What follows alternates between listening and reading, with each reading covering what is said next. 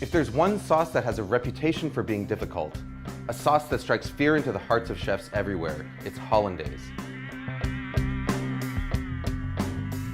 Now Hollandaise, just like mayonnaise, is a fat and water emulsion. Normally when you mix together fat and water, the fat's going to separate and float on top of the water in a greasy layer. But the key to a successful emulsion is to break that fat up into droplets so tiny that they stay evenly dispersed, causing the liquid to thicken and turn opaque.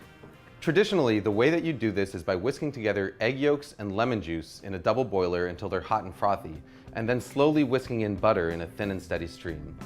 As you whisk, the butter breaks into minute droplets, while the egg yolk acts as an emulsifier, helping to keep those droplets evenly dispersed and thickening the sauce.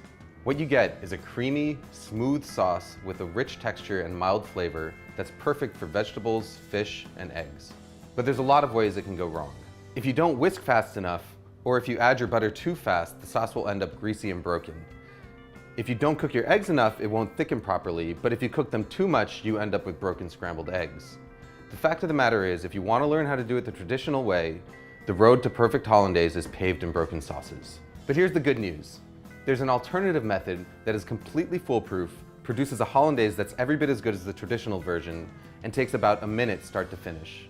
All you need is a small pot, a glass measuring cup, and a hand blender with a cup that barely fits its head. We start by combining an egg yolk, a teaspoon of water, a teaspoon of lemon juice, and a pinch of salt in the bottom of a blender cup.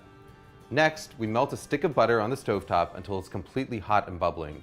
It should register about 220 degrees Fahrenheit with an instant read thermometer.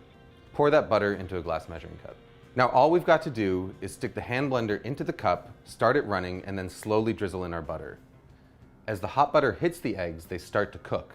By the time you've added all of your butter, about 30 seconds later, the eggs are fully cooked and you've got a smooth, creamy, hot Hollandaise sauce that is completely indistinguishable from one made using the traditional whisking method. Hollandaise is at its best right when you make it, but if you want to store it, your best bet is to keep it in a small, lidded pot in a warm spot somewhere near your stove. Just make sure that you use it within a couple of hours. Food Lab signing out.